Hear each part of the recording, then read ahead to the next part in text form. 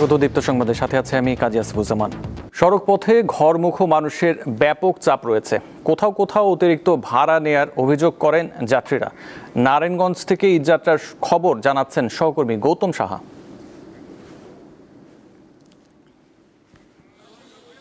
ঘরমুখো মানুষ সকাল থেকে ঢাকা চট্টগ্রাম ঢাকা সিলেট মহাসড়কের কোথাও কোনো এখন পর্যন্ত যানজটের চিত্র দেখা মেলেনি। যান চলাচল স্বাভাবিক দেখা গেছে, তবে মহাসড়কের পাশে অবস্থিত বাস কাউন্টারগুলিতে বেলা বাড়ার সাথে সাথে মানুষের চাপ কিন্তু বাড়তে শুরু করেছেন। এবং সেই সাথে আমরা কথা বলেছিলাম এখানকার যে গন্তব্যগামী যারা যাত্রী রয়েছেন তারা যে বিষয়টি জানাচ্ছেন, তারা নির্ধারিত সময়ে বাস পাচ্ছেন না। তাদের কাঙ্ক্ষিত যে বাসটি রয়েছে সেই সাথে তারা কিন্তু অভিযোগ করছেন অতিরিক্ত ভাড়া আদায়ের যে অভিযোগটি বরাবর তারা করে থাকেন, এবারও তারা সেই অভিযোগটি করছেন। তবে বাস কাউন্টারের যারা স্টাফ রয়েছে তারা যে বিষয়টি জানিয়েছেন একেবারে অস্বীকার করেই বলেছেন যে অতিরিক্ত ভাড়া নেওয়া হচ্ছে না। এবং আমরা তাদের সাথে কথা বলে জানতে চেষ্টা করেছিলাম কি কারণে নির্ধারিত সময়ে বাস আসতে পারছে না, সেই বিষয়টি তারা জানিয়েছেন। ঢাকার স্ট্যান্ডে কয়েকটি পয়েন্টে আটকে আছেন, ধীরগতিতে বাস চলাচল করছেন, সেই কারণে নির্ধারিত সময় তারা যাত্রীদের বাস দিতে পারছেন না। এবং আমরা দেখেছি সকাল থেকেই যাত্রীরা পরিবার পরিজন নিয়ে ব্যাগ নিয়ে বাস কাউন্টারগুলোর সামনে দাঁড়িয়ে আছেন এবং তাদের গন্তব্যে যাওয়ার জন্য চেষ্টা করছেন।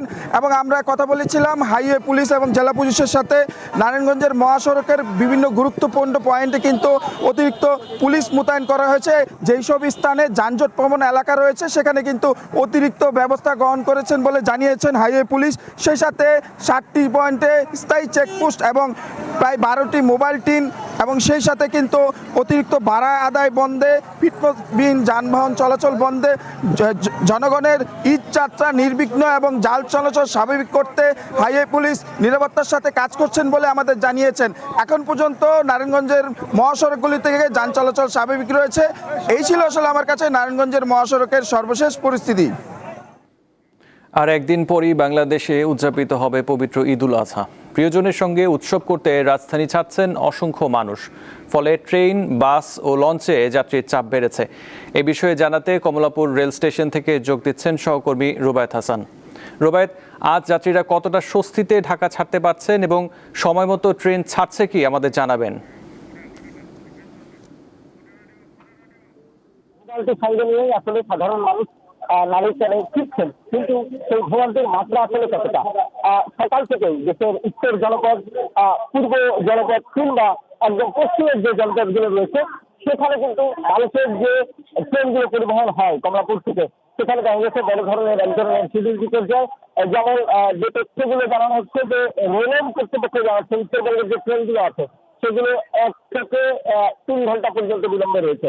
আর সকল ট্রেনই বলা যায় যে মোটামুটি 30 মিনিট থেকে 1-1.5 ঘন্টার একটা বিলম্ব নিয়ে যাচ্ছে। এই যে ট্রেনটি দাঁড়িয়ে রয়েছে সেটি হচ্ছে ঢাকা থেকে জিয়াপুর এবং ঢাকা জামালপুর এক্সপ্রেস। পুরো ট্রেনটি টানা পরিপূর্ণ। আমি ছবি নেবার জন্য একটু ভেতরে উঠবার চেষ্টা করেছিলাম। যারা টিকিট কেটেছে তারাও বাইরে এই মুহূর্তে দাঁড়িয়ে আছে। ট্রেনটি ছাড়ার কথা ছিল ঠিক 10টায়, খানিকটা সময় পেরিয়ে গেছে। যেই মানুষদের আপনি ক্যামেরা ট্রেনে দেখছেন তারা আসলে টিকিট কেটে এমন ট্রেনের দরজার সামনে দাঁড়িয়ে রয়েছেন, কারণ ট্রেনটি অপেক্ষাকৃত বেশি মানুষের চাপে এই মুহূর্তে গন্তব্যের উদ্দেশ্যে ছেড়ে যাওয়ার আগ মুহূর্তে একদমই পরিপূর্ণ। আর ছোটখাটো যে ধরনের ভোগান্তি সেগুলো থেকে মানুষ যখন বলছে যে টিকিটের ব্যবস্থাপনার মধ্যে খানিকটা গলদ, তারা দেখতে পাচ্ছেন যে পুরো ট্রেনটি একদম মানুষের পরিপূর্ণ। স্টেশন ম্যানেজারের সঙ্গে আমার কিছুক্ষণ আগে কথা হয়েছিল, তিনি এই পুরো যে স্টেশন সেটিতে তিনি দেখছেন বিভিন্ন ধরনের অসঙ্গতি রয়েছে। বাড়তি মানুষের চাপের কারণে আজ কমলাপুর রেল স্টেশনে ভোগান্তি নিয়ে আসলে প্রিয়জনের কাছে যেতে হচ্ছে। বিলম্ব রয়েছে, ট্রেনের শিডিউল বিপর্যয় বড় ধরনের রয়েছে। তবে রেলওয়ে কর্তৃপক্ষ আন্তরিকতা আবার চেষ্টা করেছে তারা যাতে ট্রেনের ছাদে বা বাম্পারে যারা পরিবহন না হয় এই জন্য বারবার মাইকিং করছেন। তবে মানুষ সেই বাধা বা সেই নিষেধ উপেক্ষা করছে না। পুরো ট্রেনে আসলে তারা বাড়তি হয়ে ভ্রমণের চেষ্টা করছেন, কারণ লক্ষ্য একটাই, প্রিয়জনের সঙ্গে হয়তো দেখা করতে যাবেন, তবে ঝুঁকিতে তারা নিচ্ছেন।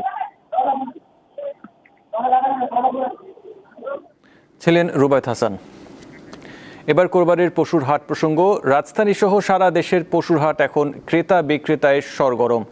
আর একদিন পরে ঈদুল আজহা, তাই পছন্দের পশু কিনতে সবাই ভিড় করছেন হাটে। এ বিষয়ে জানাতে রাজধানীর গাবতলী থেকে যোগ দিচ্ছেন সহকর্মী মাহিদুর রহমান। মাহিদুর, এই মুহূর্তে হাটে ক্রেতা বিক্রেতার উপস্থিতি আর বেচা বিক্রি কেমন হচ্ছে আমাদের জানাবেন। আসিফ, ঈদের কিন্তু আর মাত্র একদিন বাকি রয়েছে। আপনি জানেন যে ঢাকায় যেসব মানুষ সাধারণত ঈদ করে তারা কিন্তু ঈদের আগের দিন সবচেয়ে বেশি এই গরু কেনাকাটার মধ্যেই ব্যস্ত থাকে, এবং আজকে কিন্তু সেই বিশেষ দিন যেদিনে কিন্তু ক্রেতা এবং বিক্রেতার মধ্যে একটা উত্তেজনাকর অবস্থা এই মুহূর্তে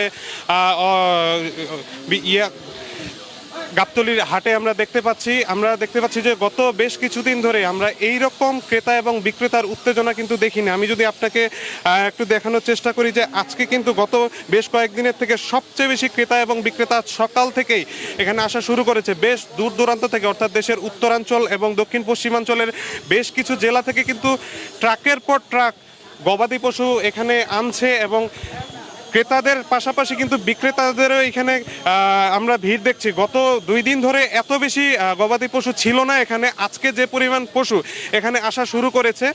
আমি এখানে আমি ক্রেতাদের সাথে কথা বলেছি, তাদের কিন্তু আমি চাহিদাটা দেখেছি যে বড় গরুর থেকে মাঝারি গরুর চাহিদায় ক্রেতাদের মধ্যে বেশি দেখতে পেয়েছি। আমি এইখানে একজন বিক্রেতার সাথে কথা বলতে চাই, আমি ওনার কাছে জানার চেষ্টা করবো উনি কয়টি গরু এনেছেন, কোথা থেকে এনেছেন এবং কি দামে সেটি বিক্রি করতে চান। আমি মানিকগঞ্জ থেকে আসছি, একটা গরু আনছি, মানে আমার নিজের পোষা গরু, কারণ 5.5 লক্ষ টাকা দাম চাইতেছি, মানে দাম 4.5 লক্ষ টাকা হলে মানে বিক্রি করবো এবছরে। হ্যাঁ বলেছে, মোটামুটি 3,80,000 টাকা বলছে। দর্শক, আসিফ, আপনি যেমনটি শুনছিলেন যে মানিকগঞ্জ থেকে তিনি এসেছেন, মানিকগঞ্জ থেকে তিনি এই গরুটি নিয়ে এসেছেন আজকে সকালে, এবং তিনি এই গরুটি 5 লাখ টাকার মতো চেয়েছেন। এবং আমি এই ক্রেতার সাথে কথা বলেছি, ক্রেতা বলেছে যে এই গরুটি 3 লাখ পর্যন্ত হলে তার নেয়ার সামর্থ্য রয়েছে, এবং এর থেকে অনেক বড় বড় গরু, ইভেন এখানে মহিষও রয়েছে। এই গবাদি পশুগুলোকে কিন্তু সাজসজ্জার মধ্যেই রেখেছে ক্রেতারা। এবং আজকে যে এই অবস্থা গাবতলী হাটের, এখানে কিন্তু ঈদের যে একটা আমেজ, সেই আমেজটি কিন্তু পরিষ্কারভাবে বোঝা যাচ্ছে। বেশ বৈরী একটা আবহাওয়া এই মুহূর্তে বিরাজ করছে। এই বৈরী আবহাওয়ার মধ্যেও কিন্তু সপরিবারে অনেকেই এখানে আসছেন, গরু দরদাম করছেন, কিনছেন। অনেকেই কয়েকদিন ধরেই আসছেন, দরদাম করছেন, এবং এখনো পর্যন্ত কিনেন নাই। তারা চিন্তায় আছেন যে আরেকটু যদি সস্তায় গরু কেনা যায়। আমি এই মুহূর্তে আপনাকে দেখাচ্ছি যে যেখানে সবচেয়ে বেশি মাঝারি গরুগুলি যেখানে রয়েছে, এবং এখানেই কিন্তু ক্রেতা এবং বিক্রেতাদের মধ্যে আমরা বেশি উত্তেজনা দেখতে পাচ্ছি। সেখানে দরদাম হচ্ছে, চলমান রয়েছে সারাদিনেই, আজকে চলবে। তবে ক্রেতা এবং বিক্রেতা উভয় বলছেন যে আজকে এবং কালকে এই 2 দিনের মধ্যেই কিন্তু সবচেয়ে বেশি গরু কেনাবেচা হবে। আমি যদি নিরাপত্তার কথা একটু বলতে চাই, তাহলে কিন্তু এখানে পুলিশ এবং র্যাবের পাশাপাশি প্রায় কয়েক হাজার সিটি কর্পোরেশন থেকে নিযুক্ত স্বেচ্ছাসেবক এখানে নিয়োগ করা হয়েছে শুধুমাত্র এখানকার নিরাপত্তার জন্য। যে কোনো ধরনের নিরাপত্তায় তারা সবসময় রয়েছে। ইভেন আমরা খবর পেয়েছি যে গত 2 দিনে প্রায় 3টি গরু এখানে মারা গিয়েছে, সেই জন্যই কিন্তু এখানে ভেটেরিনারি চিকিৎসকও কিন্তু নিয়োগ করা হয়েছে। তো সিটি কর্পোরেশন থেকে তদারকি করা হচ্ছে, ঢাকা মেট্রোপলিটন পুলিশের থেকেও কিন্তু এখানে রেগুলার তদারকি করা হচ্ছে। তো আপাতত আমার কাছে গাবতলী গরুরহাট থেকে এই ছিল সর্বশেষ তথ্য। আসিফ। জি মাহিদুর, আইন শৃঙ্খলা রক্ষাকারী বাহিনীর সেখানের ভূমিকা কেমন দেখছেন? জি, আমরা যদি আইন শৃঙ্খলা রক্ষাকারী বাহিনীর কথা বলি, তাহলে ক্রেতা এবং বিক্রেতা উভয় কিন্তু আমাদেরকে এই বছরের যে শৃঙ্খলার কথা বলেছেন তাতে তারা বেশ সন্তুষ্ট। এই পর্যন্ত কোনো ধরনের ভীতিকর পরিবেশ বা বিশৃঙ্খল পরিবেশ কিন্তু এখানে তৈরি হয়নি। তারা কিন্তু বেশ কয়েকটা পয়েন্টে ওয়াচ টাওয়ার বসিয়েছে, তদারকির মাধ্যমে সব কিছুই তারা দেখছে, তারা মনিটরিং করছে, বিশেষ করে র্যাবের টহল। এবং গতকালকে তারা জানিয়েছে যে সাদা পোশাকের পুলিশ কিন্তু সর্বত্র তারা রয়েছে, মলম পার্টি এবং নরম মলম পার্টির ইয়ে থেকে তারা কিন্তু সবসময় আছে, এবং নকল টাকা, বিশেষ করে এই নকল টাকার ব্যাপারে কিন্তু এখানে ব্যাংক কর্মকর্তাদের এখানে রাখা হয়েছে এবং তারা মেশিন এখানে স্থাপন করেছে। যাদের যাদের মনে হচ্ছে যে এখানে নকল টাকা আমার চেক করা উচিত, তারা কিন্তু সেই তদারকিতে আছেন এবং এই স্বেচ্ছাসেবকরাই কিন্তু এই ধরনের কাজ করছেন, সর্বদাই এখানে আছে। তো যদি নিরাপত্তার কথা বলা যায় তাহলে তারা বলছেন যে অন্যান্য যে কোনো বছরের থেকে কিন্তু নিরাপত্তার ব্যাপারে এই বছরে তারা সবচেয়ে বেশি নিরাপদে গরু বেচা কেনা করতে পারছেন। জি মাহিদুর রহমান, আপনাকে ধন্যবাদ। শেষ সময়ে জমে উঠেছে মাদারীপুর জেলার পশুর হাটগুলো। ক্রেতা বিক্রেতার পদচারণায় মুখর হয়ে উঠেছে প্রতিটি হাট। দাম নিয়ে ক্রেতাদের রয়েছে মিশ্র প্রতিক্রিয়া। ঈদুল আজহাকে কেন্দ্র করে মুসলিমরা পশু কোরবানি দেওয়ার জন্য কেনাকাটা করছে। তেমনি একটি হাট আজকে মাদারীপুরের শিবচর উপজেলার সবচেয়ে বড় কোরবানির পশুর হাট শিবচর উপশহর হাটে আমরা এসেছি। এখানে এসে আমরা সকাল থেকে যেমনটা দেখতে পেয়েছি যে এখানে কিন্তু এই মাদারীপুর এবং আশেপাশে শরীয়তপুর এবং ফরিদপুর জেলার অনেক গরুরা, গৃহস্থের লোকজন এবং পাইকাররা এখানে গরু নিয়ে এসেছে। স্থানীয় গরুরই বেশি আনাগোনা, মাঝারি সাইজের গরুটার চাহিদা খুব বেশি। আমি দুইটা বিক্রি করছি, একটা বেশি 2,81,000, একটা বেশি 1,60,000। কম করে হলো 4 থেকে 5,000 গরু আছে এখানে, ক্রেতাও ওই রকম আছে। মাঝারি ধরনের গরুর কদর সবচেয়ে বেশি, কারণ অনেকেই একটা গরু কিনে নিয়ে যাচ্ছে কোরবানি দেওয়ার জন্য। এছাড়া ছাগলের হাটেও কিন্তু আমরা দেখেছি যে অনেকে ছাগল এখানে উঠেছে। একটা ছাগল আনছিলাম 65,000 টাকা দাম পাইছি, দামই কয় নাই। যেভাবে পারি 2-2.5 লাখ টাকা দামের যদি পারি ওই রকম একটা গরু কিনবো। আরো সব একটা গরু আনছি, আমি গরু লালন করি, প্রতি বছরই 2-4-5টা আনি। কেউ 3.5 লাখ, কেউ 5 লাখও বলে, কিন্তু তাতে পোষাই যাচ্ছে না। কিন্তু যে অনুযায়ী খাওয়া দাওয়া করেছি এই অনুযায়ী দেখা যায় মানে হইতেছে না আমাদের। কয়েকটা বড় গরু এসেছে, সেগুলোর মূল্য কিন্তু 8 লাখ 10 লক্ষ টাকা। অনেকেই কিন্তু সেটা শেয়ারিং এ কিনতেছে। এছাড়া ছোট গরুগুলো স্থানীয় লোকজন যারা একটু স্বাবলম্বী, তারা একটা করেই কিনছে, এমনটাই আমরা কিন্তু দেখতে পেয়েছি। এই গরুটা প্রায় 2.5 বছর লালন পালন করা হয়েছে, ওর পিছে প্রায় 2-2.5 লক্ষ টাকা খরচ হয়েছে, কিন্তু ওই সব আমরা দাম পাইতেছি না। কোরবানির গরু কেনার জন্য আসছি। কালকে আমরা গরু কিনেছি, আজকে গরুর হাট আসছি ঘুরতে, গরু দেখতে ভালো লাগছে। জেলা পুলিশ প্রশাসনের পক্ষ থেকে আমরা জানতে পেরেছি যে জেলার গরুর হাটগুলোতে জেলায় প্রায় 1/2 শতাধিক গরুর হাট রয়েছে। এইসব গরুর হাটে অপ্রীতিকর ঘটনা, জাল টাকা ছড়াছড়ি এবং অন্যান্য অন্যায় প্রতিরোধ করার জন্য এখানে কিন্তু কয়েক স্তরের নিরাপত্তা ব্যবস্থা করা হয়েছে। অনেক জায়গায় কিন্তু পুলিশ সরাসরি ডিউটি আছে এবং সাদা পোশাকেও কিন্তু পুলিশ এবং র্যাব এবং অন্যান্য সদস্যরা রয়েছে। মাদারীপুরের গরুর হাট থেকে এই ছিল আমার কাছে সর্বশেষ সংবাদ। রাজধানীর মিরপুরে কালশী বস্তিতে ভয়াবহ অগ্নিকাণ্ডের ঘটনা ঘটেছে।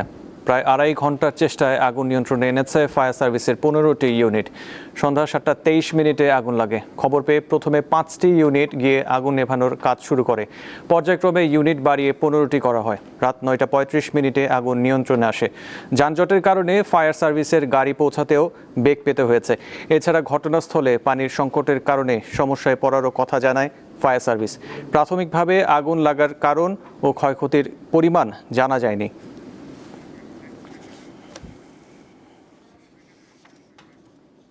নীলফামারীর সফল নারী উদ্যোক্তা উম্মে তসলিমা আক্তারীর সাফল্যের গল্প বদলে দিচ্ছে অনেক নারীর জীবন।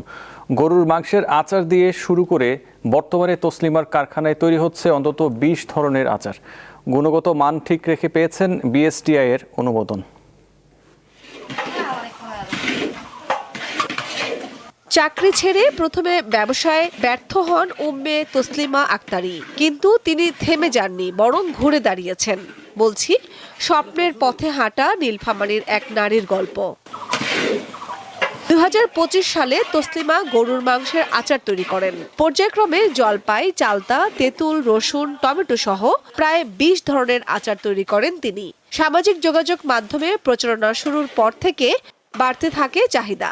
নিজের রান্নাঘরের সীমানা ছাড়িয়ে গড়ে তোলেন আচার কারখানা। এমন কিছু করি যাতে আমরা সমাজের জন্য কিছু ভূমিকা রাখতে পারি, এজন্য আমরা গরুর মাংস নিয়ে কাজ শুরু করি।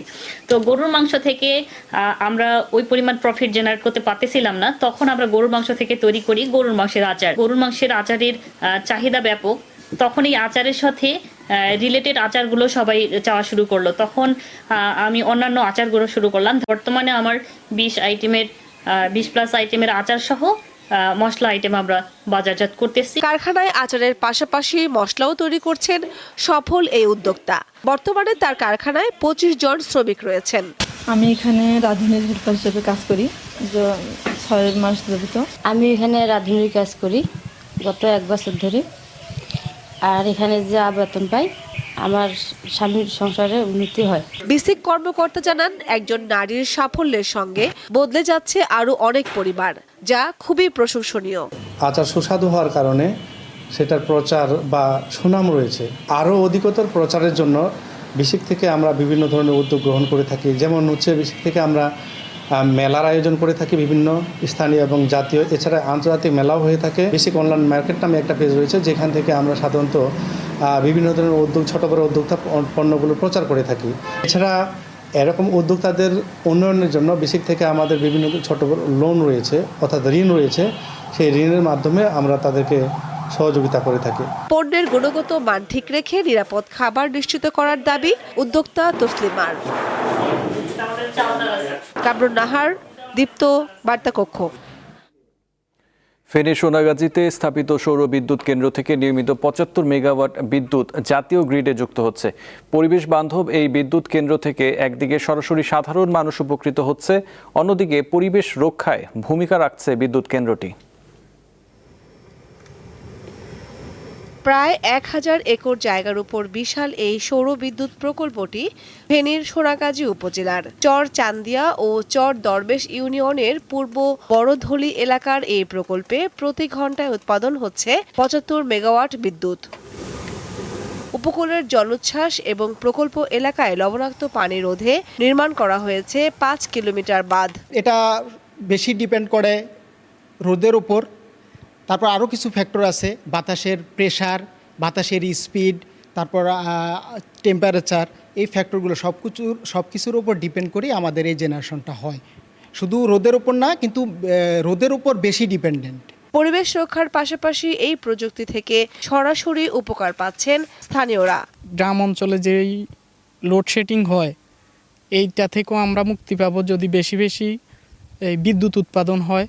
তো জমির নিচে, সোলার প্ল্যান্টের নিচে এখানে সবজি চাষ করা হচ্ছে, অলরেডি উদ্যোগ নেওয়া হয়েছে এবং প্রসেসিং চলছে, এবং প্ল্যান্টের চারিপাশ দিয়ে গাছ লাগানো হয়েছে বিভিন্ন ফল ফলাদি গাছ সহ। প্রকল্পটি চালুর পর গত 8 মাসে 72 কোটি টাকার বিদ্যুৎ উৎপাদন হয়েছে বলে জানান প্রকল্প ব্যবস্থাপক। এই বিদ্যুৎ কেন্দ্র থেকে সর্বোচ্চ 80 মেগাওয়াট বিদ্যুৎ জাতীয় সরবরাহ করা হচ্ছে। বিদ্যুৎ কেন্দ্র থেকে কার্বন নিঃসরণ হচ্ছে না, এটা 100% পরিবেশ বান্ধব বিদ্যুৎ কেন্দ্র। এখানে আরো জমি অধিগ্রহণ করা হয়েছে। আমরা একই রকম ভাবে এখানে আরো সৌর বিদ্যুৎ আমরা ভবিষ্যতে করার জন্য পরিকল্পনা গ্রহণ করেছি। 100 ওয়াট করে আরো 3টি প্রকল্পের 300 মেগাওয়াট বিদ্যুৎ উৎপাদনের কাজ চলমান রয়েছে। ইজিসিবির একটি প্রকল্প আছে, এখানে দৈনিক 75 মেগাওয়াট বিদ্যুৎ আমাদের জাতীয় গ্রিডে যুক্ত হচ্ছে। অবশ্যই সোলার থেকে উৎপাদিত সৌর বিদ্যুৎ এটা তো ব্যয় সাশ্রয়ী, এটা বলার অপেক্ষা রাখে না। 2021 সালে শুরু হয় বৃহত্তম সৌর বিদ্যুৎ কেন্দ্র নির্মাণ কাজ। ব্যয় ধরা হয় 800 কোটি টাকা। কামরুন নাহার, দীপ্ত, বার্তা কক্ষ। এবার আন্তর্জাতিক প্রসঙ্গ। যুদ্ধবিরতি আর শান্তি চুক্তি নিয়ে আলোচনার মধ্যেই ইরানের দক্ষিণাঞ্চলে নতুন করে হামলা চালিয়েছে যুক্তরাষ্ট্র। যুক্তরাষ্ট্রের সেন্ট্রাল কমান্ড এক বিবৃতিতে জানিয়েছে, ইরানের ক্ষেপণাস্ত্র ঘাঁটি এবং সমুদ্রপথে মাইন পুঁতে রাখার চেষ্টায় লিপ্ত স্পিডবোটগুলোকে লক্ষ্য করে এই হামলা চালানো হয়েছে। ওয়াশিংটনের দাবি, আত্মরক্ষা এবং ইরানি বাহিনীর হুমকি থেকে যুক্তরাষ্ট্রের সেনাদের সুরক্ষার জন্য এই পদক্ষেপ নেওয়া হয়েছে। হামলার বিষয়ে ইরান এখনও আনুষ্ঠানিকভাবে প্রতিক্রিয়া জানায়নি। যুক্তরাষ্ট্রের পররাষ্ট্রমন্ত্রী মার্কো রুবিও বলেছেন, নতুন করে হামলার কারণে যুদ্ধবিরতি নিয়ে অনিশ্চয়তা তৈরি হলেও এখনও দুই দেশের মধ্যে একটি চুক্তির সম্ভাবনা আছে।